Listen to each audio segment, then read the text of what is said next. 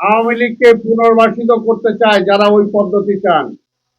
কারণ আওয়ামী লীগ আজকে নিষিদ্ধ, কিন্তু আওয়ামী লীগের জোটে যে সমস্ত রাজনৈতিক দলগুলো ছিল তারা তো নিষিদ্ধ না। আওয়ামী লীগ যদি তার জোটের যে কোনো একটা দলের ব্যানারে বলে ভোট দিয়া একটা কিছু করার উল্টা পাল্টা লাগানোর জন্য, তাহলে কি ওইটাকে আপনার তাকেই সমর্থন করতেছেন? অর্থাৎ আওয়ামী লীগ নামে যাতে অংশগ্রহণ করতে পারে সেটার জন্য আপনারা এই পদ্ধতি চান।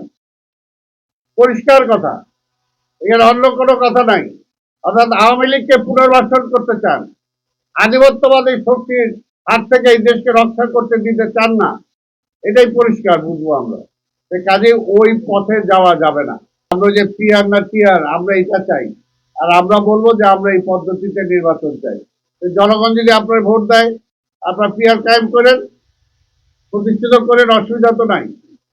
অসুবিধা তো না। ৭১ আমরা স্বাধীনতার পক্ষে ভোট চাইছি, স্বাভাবিক পরে স্বাধীনতা তারা আমাদের আমরা তারপর যুদ্ধ করছি আমরা।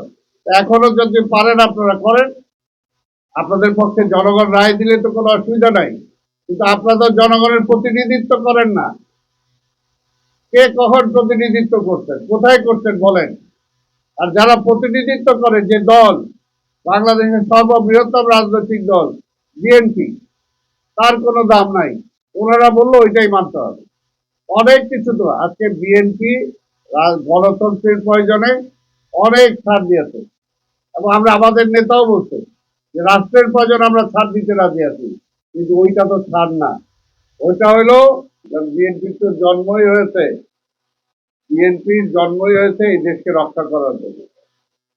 বিএনপির জন্মই হয়েছে গণতন্ত্র ফিরিয়ে দেওয়ার জন্য। সেটা আগেও ফিরিয়ে দিয়েছে আমাদের নেতা শহীদ রাষ্ট্রপতি জিয়া রহমান, আমাদের নেত্রী বেগম খালেদা জিয়া, এবং এইবারও আমাদের নেতা তারেক রহমানের নেতৃত্বে আবার এই দেশে গণতন্ত্র ফিরে আসবে।